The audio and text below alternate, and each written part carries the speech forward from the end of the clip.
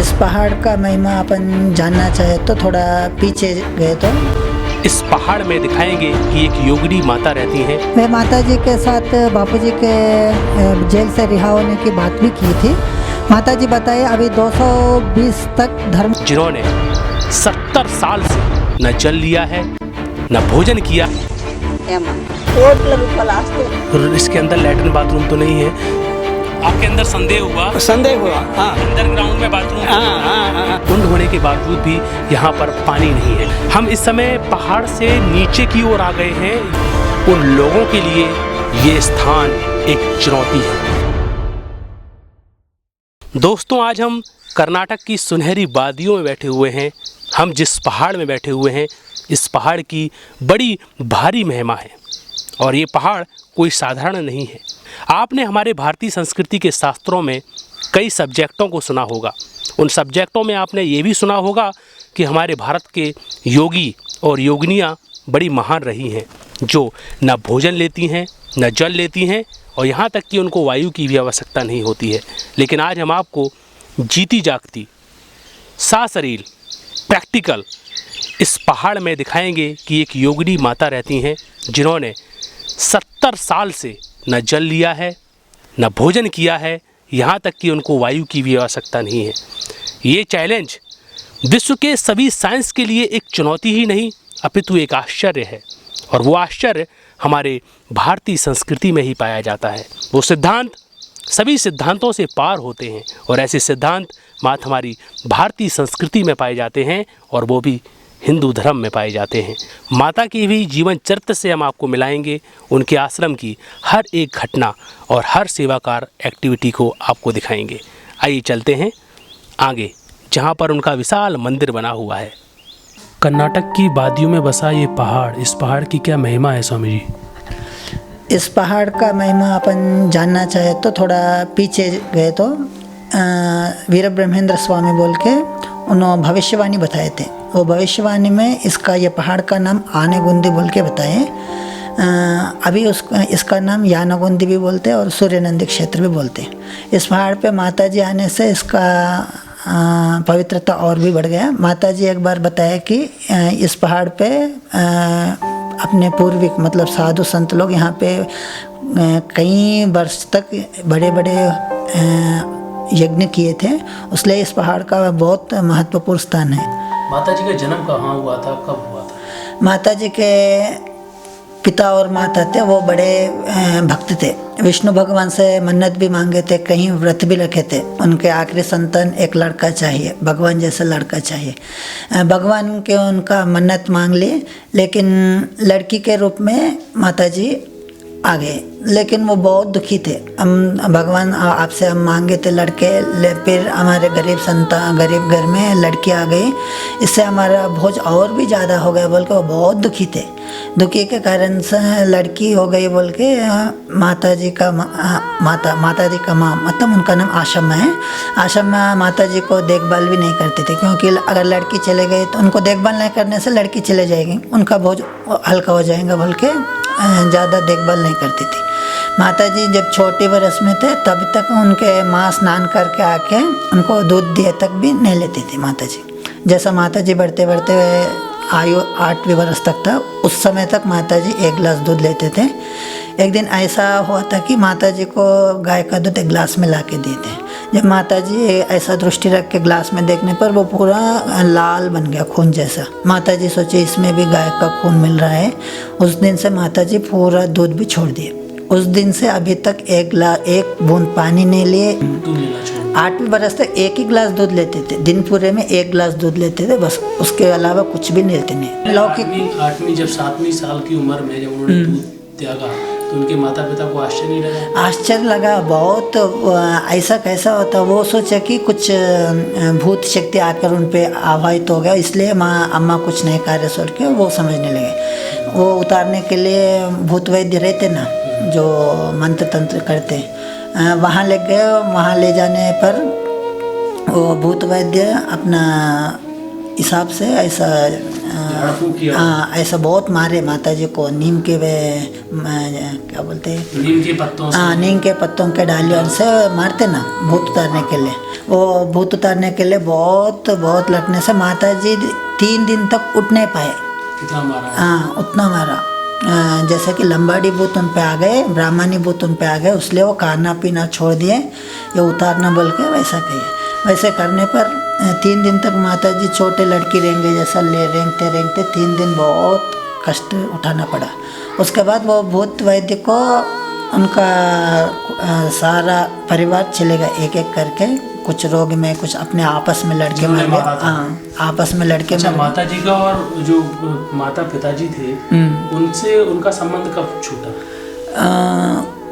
माता जी को छोटे बरस में 8वें बरस में या 7वें बरस में ही उनका विवाह कर दिए थे। उनके साथ तो गाँव भी भिजा दिए थे। उसी दिन माता जी घर छोड़ के आ गए थे। घर छोड़ के आ गए, उसके बाद किधर ऐसे रहे। हाँ, ससुराल, हाँ, वो छोड़ के आ गए। माता पिता का घर तो उन्होंने छोड़ ही दिया। हाँ, कभी भी माता जी घर में नहीं रहते थे। घर में रहते तो भी पेड़ों के ऊपर रहते थे। एक मिनट, जैसे पेड़ के डालियों पे। जब उनकी उम्र 8 साल हुई तब उन्होंने अन्न जल त्याग दिया। फिर 8 साल की उम्र में उनकी शादी कर दी गई। शादी करने के बाद छोटी उम्र, एग्जैक्टली 8 साल बताया नहीं, छोटी उम्र। जब 8 साल से छोटे भी करते थे शादी। ठीक, तो माँ ससुराल चली गई। जब ससुराल में जाने के बाद फिर वहाँ से भी घर छोड़ दिया। घर छोड़ दिया। घर छोड़ के घर छोड़ने के बाद भी आजू बाजू में रहने के वालों के टोस पोट जैसे बात रहते ना, वो भी माता जी को बहुत ठेस पहुँचाए थे। माता जी सोचे इन लोगों के साथ रहना नहीं, मैं परमेश्वर के साथ मिल जाना, परमेश्वर में ऐक्य हो जाना, वही माता जी का उद्देश्य रखे। भगवान मुझे क्यों तो भी जन्म दे दिया। ये जन्म, ये देह त्यागने के लिए एक बार कुएं में जाके गिरे, एक बार सांप के बिल में सिर रखे, एक जंगल में जाके वहाँ एक बड़ा सांप का बिल था, इसमें तो नाग भगवान रहते, उसमें सिर रखने तो वो आके माता जी को डस देगा, ऐसा भी देह त्याग सकते बोल के कितने प्रयास किए माता जी मरने के लिए, वो सारे व्यर्थ हो गए। फिर भगवान से मन्नत मांगे, भगवान आप है, ये जीवन किस लिए दिए, मैं इतना प्रयास करती हूँ, मुझे मौत क्यों नहीं आता। माता जी प्रयास करके करके आखिरी बार में अब सोचे एक ऋषभ मतलब नंदियापन बैल बैल बोलते, वो बैल माता जी के आगे आ गया था। चलो नंदी आप किधर मुझे ले गए तो मैं उधर चलते हैं आपके साथ बोल के उसके ऊपर बैठ गए। वो नंदी ले आके माता जी को यहाँ से पहाड़ के ऊपर ले आके छोड़ दिया। जब से माता जी अरे सोचे अब तो लोगों का कोई कष्ट मुझे नहीं रहता, वो लोगों के बातों से कुछ मुझे फर्क नहीं पड़ता। यहाँ पे कोई भी नहीं थे, ये पहाड़ पे जंगल जैसा था। जो भी कोई आदमी गांव से आते थे, नीचे गांव है यानागोंदी गांव बोल के, वहाँ से कोई भी आते थे सुबह के टाइम पे, वो सुबह आते थे शाम में चल जाते, क्योंकि यह पहाड़ पे एक शेर भी था, वो शेर के डर से कोई रात में आते नहीं थे। यहाँ तो सुनसान है, यहाँ पे रह के ध्यान कर ले सकते बोल के माता जी अभी जो दरगाह है ना उस पर एक बरगद का झाड़ है, बनियन ट्री, उस पर बैठ के माता जी ध्यान करते थे। माता जी कभी किधर भी रहे ध्यान करने के लिए पेड़ों का ही स्थान चूज किया, हाँ, नहीं तो मंदिरों का स्थान चूज किया। नीचे भी एक मंदिर है जहाँ थोड़े लोग आके देखे थे माता जी पेड़ पे, अरे पेड़ पे कैसे रहते, पेड़ के छोटे छोटे डालियों पे, जहाँ पे अपन एक छोटा पक्षी भी नहीं बैठ सकता, उतने डालियों पे माता जी बैठ के ध्यान करते थे। హరినగర్ ఆశ్రమము దాకా ఎవరి యాది లేదనమాట, అది పెద్ద ఆస్తి, ఏమా కోట్ల రూపాయల ఆస్తి, దాని గిమ్మునుగా రోడ్ వచ్చిందనమాట. ఏది చేసుకునే భక్తులకు ముందుకు చేసుకునేది కూడా అక్కడ రాజమౌళి వంశీకులని పట్టుకొని చేసుకుంటే బాగుంటుంది. आज से 1 साल पहले की बात हो सकती है। आशाराम बाबू के शिष्यगणों में से थोड़े भक्तजन हमारे गोरक्षा कमेटी के साथ माता जी के दर्शन के लिए पधारे थे। उनका भाग्य था कि माता जी का दर्शन उसी दिन हुआ था उनको, और उनका भाग्य बहुत था, माता जी से बातचीत करने का अवसर भी मिला था। उनका गुरु बापूजी का शिष्य का नाम था सतीश हरियाणी अग्रवाल। वे माता जी के साथ बापूजी के जेल से रिहा होने की बात भी की थी। माता जी बताइए अभी 220 तक धर्म का समय बहुत कठिन से है, सभी लोग भक्तगण, सभी नेता, सभी लोग धर्म को अडिग से पकड़ के रहना, क्योंकि धर्म को जो पकड़ के रहते वही सामने भगवान का काम पूर्ण करने में बचे हुए रहते हैं। और बताया कि बापूजी अवश्य जेल से रिहा होंगे। उनके रिहा होने के लिए माताजी भी परमेश्वर से संकल्प किए थे। और दूसरी बार वे हरियाणी अग्रवाल आए थे, उस बार भी जब बापूजी से मिलने के लिए वो दिल्ली जाने वाले थे, उससे पहले 2 दिन पहले आए थे। उस समय भी माताजी बोले कि आप सब बापूजी के भक्त लोग सभी मिलके संगठन होके प्रयत्न करना, बापूजी अवश्य बाहर आते बोल के बताए थे। हरिओम। मेरा शुभ नाम है लक्ष्मणवीर। मैं यहाँ पे बच्चों को वेद पाठशाला में पढ़ाता हूँ। हरिओम। मैं वो दर्शन होते समय वहाँ स्वयं दर्शन के प्रांगण में था। నిన్న మూడు సంవత్సరాలు బాపూజీ శ్రీ ఆశారాంజీ బాపు ఆచారం బాబా 3 సంవత్సరాలు అయింది జైల్లో ఉంది. ఉండాలి అందరి పచ్చి భగవంతుని మొదపెట్టుండి తొందరగా తీర్చాలని చేస్తారు. భగవంతునికి అది సమతం కావాలి.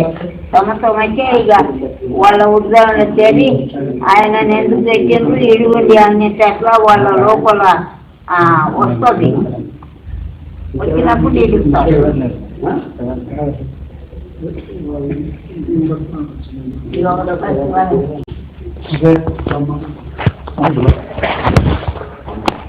మీరేం చేయను, మీ యొక్క భక్తి వల్లనే ఆయన బతికి రావాలి. భక్తులు భక్తి కావాలి, ఆయన భక్తి కావాలి, అందరు భక్తి అయితేనే అప్పుడు భగవంతుడికి దయ కలుగుతుంది, అప్పుడు ఈ విధాలు చేస్తారు.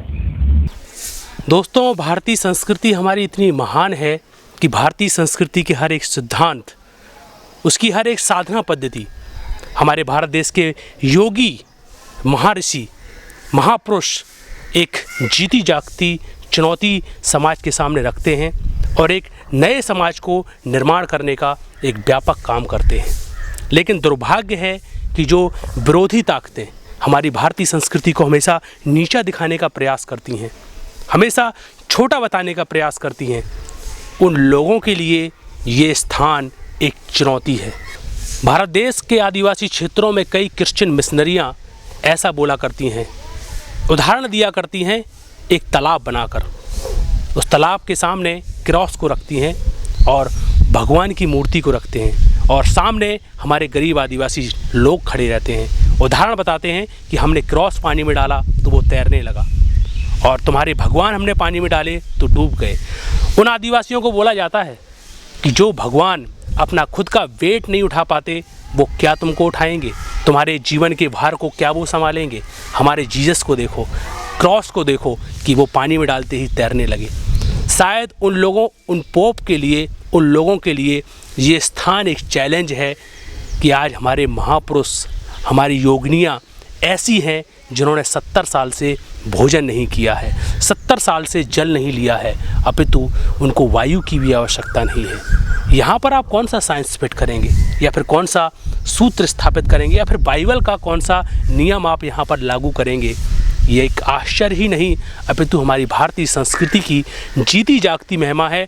हमारे भारतीय संस्कृति के शास्त्रों में जो साधना करने की विधि बताई गई है, उन साधना की विधियों की ये जीती जागती महिमा है जिसे आज पूरा विश्व का साइंस चैलेंज समझ सकता है।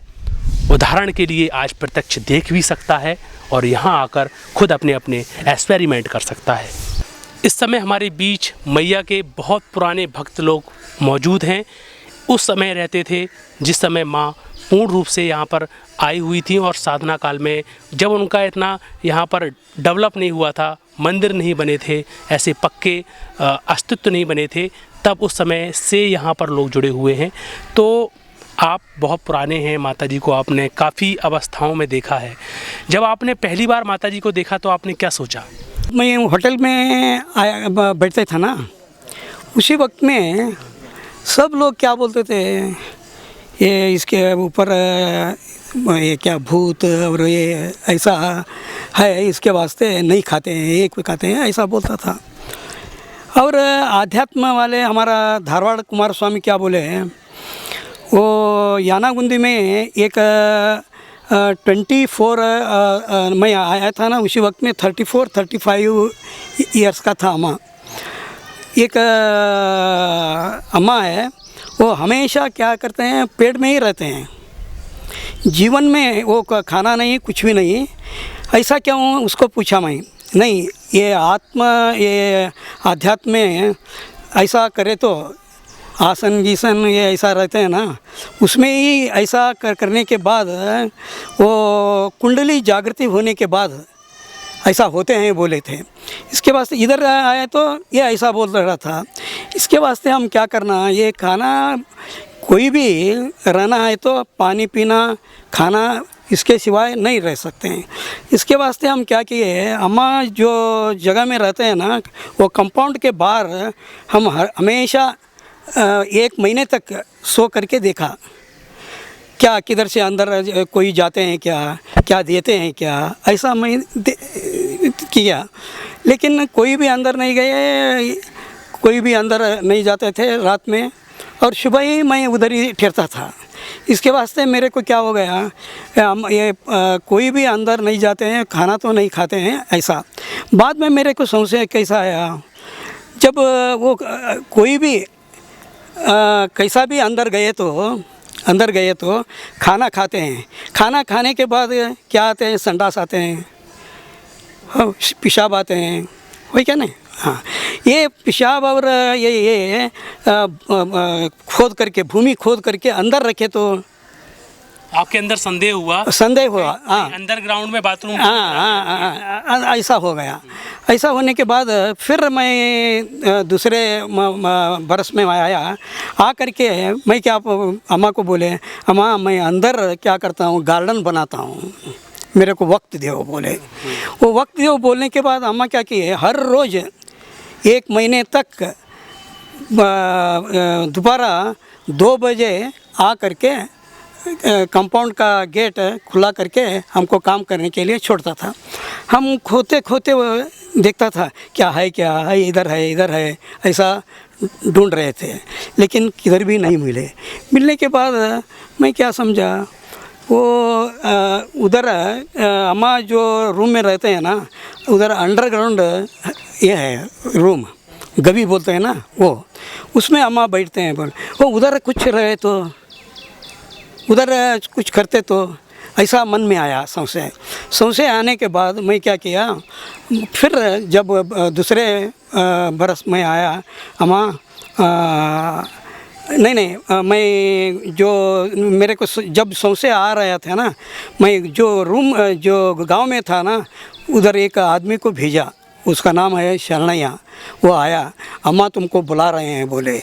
मैं आया, आने के बाद अम्मा हमको 2 घड़ा पानी, उसको 2 घड़ा पानी डाल करके अंदर जाओ, वो चुन्ना गिन्ना लगाने का है, अंदर जाओ बोले। हम अंदर जा करके 10 बजे को गए थे दोपहर, और शाम तक वो बाहर का उधर रूम का अंदर इधर के क्या है चुन्ना लगाया। बाद में गवी में गए तो कुछ भी नहीं था, सिर्फ एक बैठने के लिए आसन था और एक रुद्राक्ष माला था, खलास, इसके सिवाय कुछ भी नहीं था। लेकिन हम क्या करता था, वो दीवार क्या बोलते हैं, वॉल है ना, वॉल में अंदर कुछ रखे तो क्या, ऐसा बड़ा करके देखा, कुछ भी नहीं था। मैं क्या किया, बाहर आए, आपके जितने संशय थे सब निवृत्त। हाँ, बाहर आया। बाहर आते ही अम्मा क्या किया था, एक पेड़ पर बैठे थे, वहाँ से उतरे। अम्मा पेड़ पर बोले तो क्या, इतना ही छोटा डाली था। हाँ, ये रहते हैं ना, ये है ना, उसको ऐसा मुड़ करके आसन बना करके अम्मा ऐसा बैठ गए थे। बैठने के बाद इधर उतर करके हम बाहर आया रहते हैं, अम्मा इधर से आ करके क्या मर गया, सब देखे। अम्मा मेरा संशय क्या था, सब गए अम्मा, आप क्या है, पानी गिनी कुछ भी नहीं है। कोई भी बोले तो हम बोलते हैं अम्मा बिना पानी बिना है बोल करके। यही मेरा फर्स्ट ये हो गए। बहुत सारी आपने जिस तरीके से यहाँ का अनुभव सुना, ये वो पुराने लोग हैं जो आज यहाँ पर ट्रस्ट में हैं और कई लोगों को मार्गदर्शन देते हैं। इनके अंदर भी संशय था, उन लोगों ने उनके अंदर संशय डाला था जो टूना टूटका का सहारा लेकर मनगढ़ंत बातें बताते थे। कहते थे कि मैया के अंदर बहुत सारे भूत प्रेत आदि हैं जो भोजन करने नहीं देते, उनको भोजन की इच्छा नहीं होती। इनके अंदर भी वो संदेह आया था, लेकिन जब उस संशय की निवृत्ति के लिए इनको करीब 2 से 3 साल लगे। 3 साल के अंदर इन्होंने हर चीज़ का एक्सपेरिमेंट किया, कुटिया के अंदर जाके एक्सपेरिमेंट किया, यहाँ तक कि हर दीवार को चेक किया, कहीं उसके पीछे फाटक तो नहीं है, अंदर कहीं लेटरिन बाथरूम तो नहीं है। हर चीज़ चेक करने के बाद जब इन्होंने पाया कि माँ माँ है, योग योग होता है और साधना साधना होती है, और ये साधना मात्र हमारी भारतीय संस्कृति में ही देखने को मिलती है, हमारे महापुरुषों के जीवन के चरित्रों में देखने को मिलती है। ये कोई आश्चर्य नहीं है, हमारी भारतीय संस्कृति का जीता जागता नमूना है जो आज चैलेंज है हर साइंस को, हर पढ़ाई को, हर सिद्धांत को, जो काटती है हमारी हर भारतीय संस्कृति की बात को। माता जी के भक्त निर्णय किए कि माता जी को रहने के लिए एक छोटा कुटिया जैसा बनाने का प्रस्तावना की थे।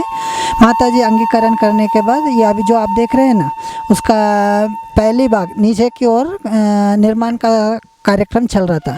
जब इसके निर्माण कार्यक्रम तकरीबन पूर्ण होने के समय माता जी एक बार इसका पर्यवेक्षण करने आए थे और माता जी बताया कि अभी इसके द्वार और खिड़की मत चढ़ाया करो, क्योंकि माता जी इसमें 71 दिन अनुष्ठान करना है, उसके बाद इसे पूर्ण निर्माण करो बोल के बोले। ठीक है, माता जी बोलने के बाद माता जी जाके अंदर बैठ गए। बैठने के बाद माता जी आज्ञा दिए कि ये सबको प्लास्टरिंग कर दो। जैसे खिड़कियाँ भी दिख रही, खिड़की नहीं थे वहाँ पे, पत्थरों से पूरा प्लास्टरिंग कर दिया, कुछ भी नहीं था पहले। जैसा एक अपन पूरा समाधि बांध देते ना, वैसा बांध दिया। जब उसमें वायु भी प्रवेश नहीं हो सकता, अपना उजाला भी उसमें प्रवेश नहीं हो सकता।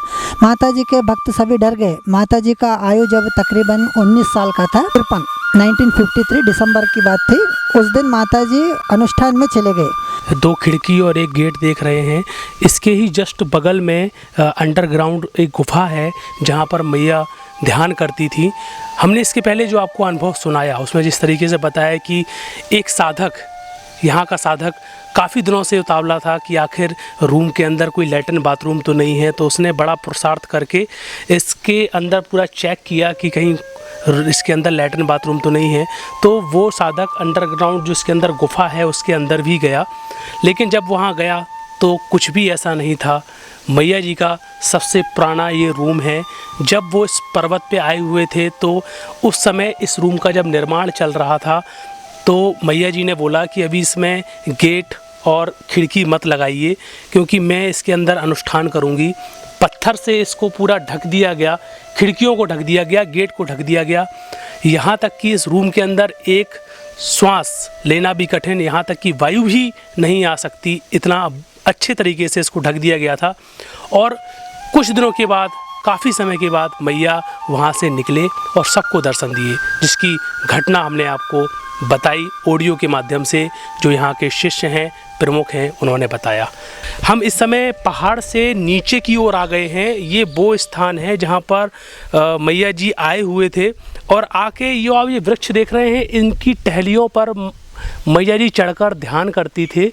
और ये जो वृक्ष आप देख रहे हैं, मैं आपको बता दूं कि बड़ा प्राचीन वृक्ष है, करीब 1000 साल पुराना ये पीपल का वृक्ष है। त्रेता युग के समय जब सीता मैया, लक्ष्मण भैया और श्री राम जी यहाँ से गांव से वे अयोध्या लौटते समय गुजरे थे।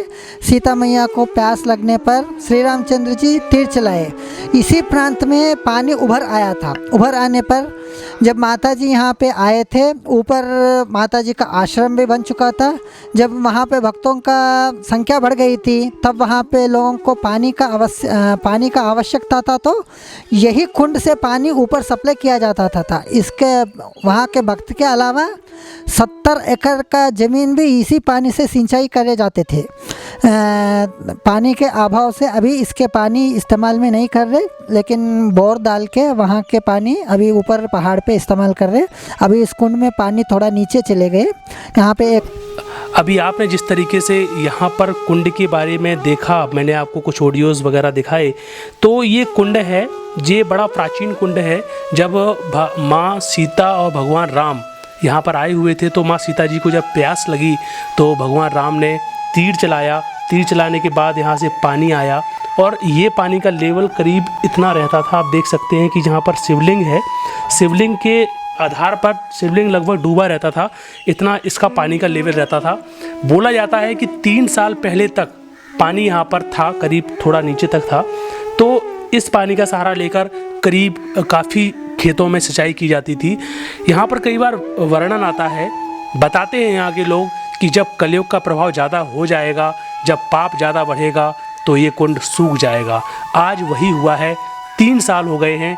3 साल के बाद इस कुंड में आप देख सकते हैं पानी की एक बूंद नहीं है और इस समय जो समय काल चल रहा है वो बरसात का समय काल चल रहा है। ये आप जीता जागता उदाहरण भारतीय संस्कृति का है। हमारे ऋषि मुनियों का कहना है कि जब पाप ज़्यादा बढ़ता है तो ऐसे देवालय और जो पुण्य तीर्थ होते हैं, जो प्राकृतिक तीर्थ होते हैं, जो भगवान के द्वारा स्थापित किए गए तीर्थ होते हैं, कहीं ना कहीं वो अपना रंग बदल देते हैं, जिसका आज यहाँ पर प्रभाव देखा जा रहा है। कुंड होने के बावजूद भी यहाँ पर पानी नहीं है।